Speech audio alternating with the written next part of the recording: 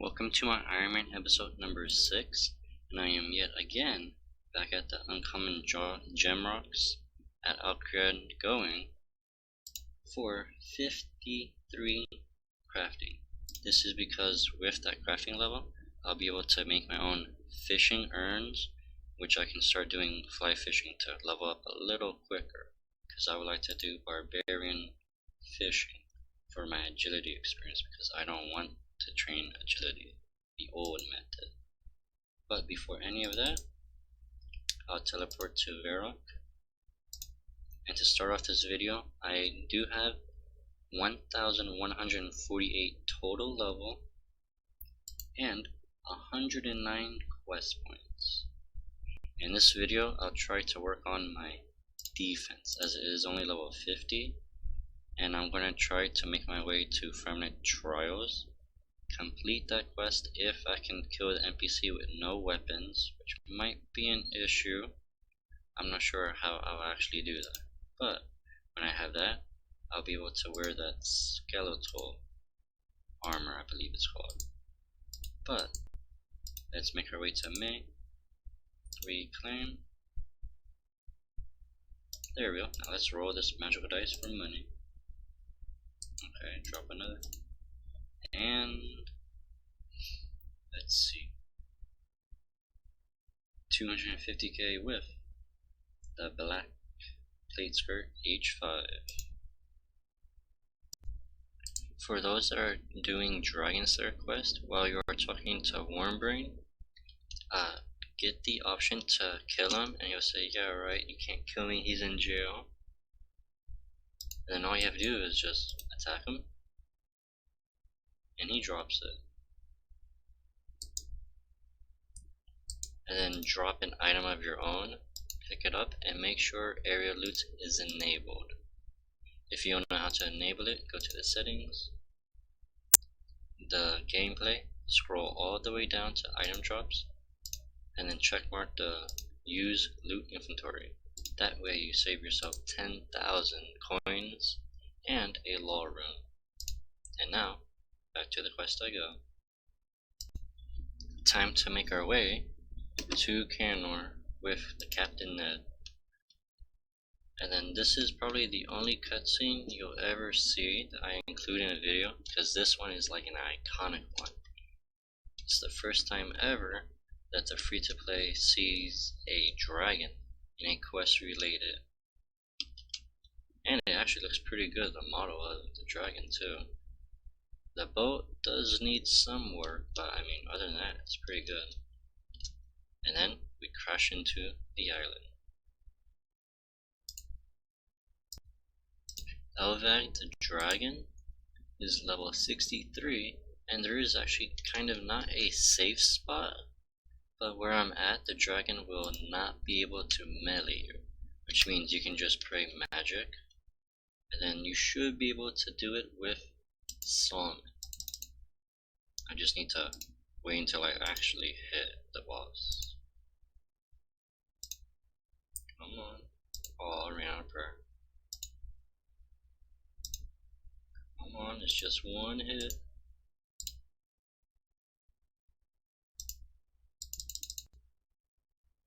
There we go.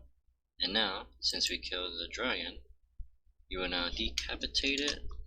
Well, actually I kinda went through the wall, but I guess that's fine. And ooh, a little cheer.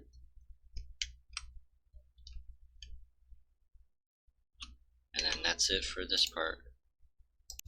Before I actually complete the quest, I put the dragon's head in the bank, and then I took it out and kept it as a placeholder.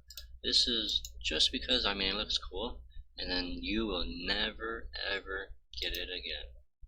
So with that, let's complete the quest, Dragon Slayer. Let's talk to him. And then we're like, yeah, we killed him. He's like, no way. And then there's the quest completed. And this gave me 18,650 strength and defense experience. Now, well, he's asking me if I want to buy one, and he gives me one for free. So, the answer is no. Let's see, let's use the lamp. 5 strength levels. I'm now 42. And let's see the defense. Well, 2 defense levels, which means I'm now 52 defense and 76 combat. For whatever reason, I was pretty worried about this boss fight, but turns out with 45 attack, 42 strength, and 52 defense, you can pretty much do this with 2 lobsters if I can hit. And the method for me of doing this was in legacy mode. That way it's more better. Oh, there we go. Beat him, and I got his sword. Perfect. You don't actually have to kill the last form. It's just if you want the Fremnik blade, I did get. And with that, let's go complete the Fremnik Trials quest. And boom, out of legacy, back in evolution of combat. Let's talk to Bunt. Oh, actually let me drop some food. I think he gives me XP lamps.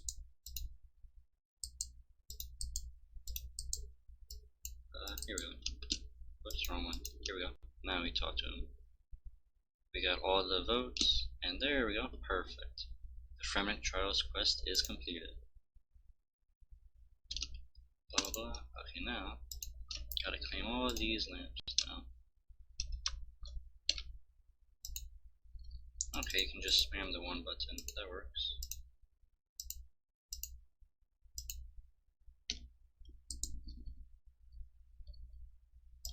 And is that it? Let me see. Talk to Bunt. Any more XP lamps? I guess that was all. And from that, I got 1 fletching level and then 1 attack level. So I'm now 36 fletching and 46 attack. 47 wood cutting.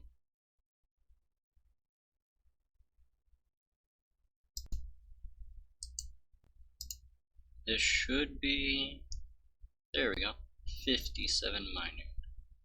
And now that I'm there, let's claim my daily challenge for both cooking and agility, which got me both in 1 level in each. So now I'm 41 agility and 61 cooking. This should be 58 mining. There we go. And now let's deposit all of the gold ore. And now I will be crafting and cutting all the uncut gems you see in my inventory, and then smelting them into Ring of Dueling game necklaces, and for the ruby, maybe necklaces for sign of porters.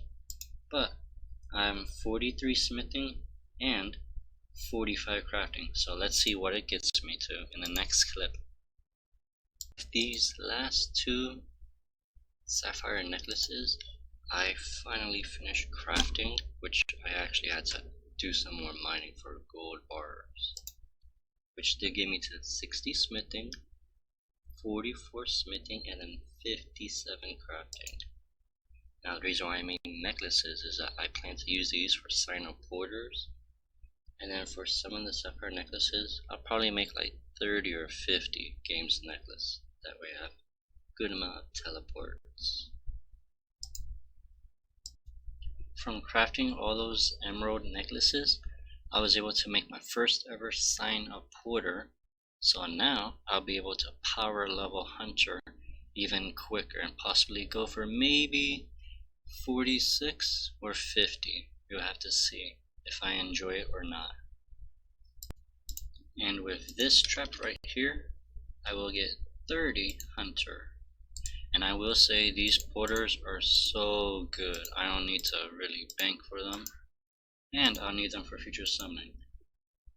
And then also, since I did get 30, I'm able to place a 3rd trap, so my XP rates will increase a little bit more. And then there's a weird little thing I kind of noticed. It was the agent I don't know, the 004 penguin, I was right here that I'm like right clicking on for whatever reason. So I think I might stay here until 40ish and then see how many caskets I can get for free just standing here. Fort T Hunter right now, and that means I can build the Hunter Lodge on Anachronia once I get the resources, so it is a pretty good upgrade for now. This is my first ever Reaper task, and that was to kill the King Black Dragon. I started with 9 Slayer, so hopefully, let's see if this gives me like the 12,000 experience it does. And 7,000 Slayer experience, which got me from 9 to 25 Slayer. That is such a massive level gain. I was able to get another Reaper, which was King Black Dragon, which got me from, there we go, 25 to 31 Slayer from that Reaper task. This should get me 50 fire making, and with that, I can now do Tears of Guthix quest. But before that, remember you need a bullseye lantern, which if you actually have the lore hound, that requires only 50 quest points. You can interact, take supplies, and you can get a free lantern that way. And then you can just keep doing this forever, because it doesn't have a cooldown. Now, for the last part, when you take supplies, the emergency law runes, you'll get 2, but this actually has a 2-minute cooldown. With this, Tears of Guthix quest is completed. Now to do the mini game of it. Tears of Guthix mini game completed with 76 tears. And remember, I was 4 summoning. I am now 16 summoning for free. After failing this obstacle a billion times, I was able to finally complete Olaf's quest for 12,000 defense experience and 4 cut rubies, which did get me 1 defense level to 53. With all of that, I will now end the video with a total level of 1260. You can see my stats if you wish to the right of it. And I think this is a key moment because I was actually able to get almost all of the Fremenic power armor. I got basically the full set of spined armor and the rock shell, which is for melee and range. Now the skeletal set, I spent about 5 or 6 hours going for all this and I never got the boots.